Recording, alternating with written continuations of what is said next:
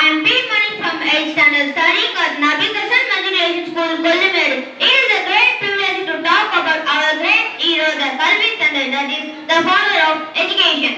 Today is a great day for remembering the golden life of our matchless action hero and spotless leader about all the I want for youth towards education and healthcare. I lost it, but everyone must get it. The motto of our great leader. He was born in Virudhunagar in 15th July 1903.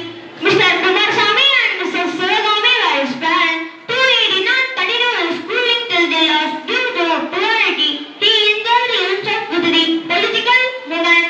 He became a fervent follower of the freedom fighter Satyamurti when a rally was conducted in Vizag led by Mahatma to protest against the British. He was deeply fascinated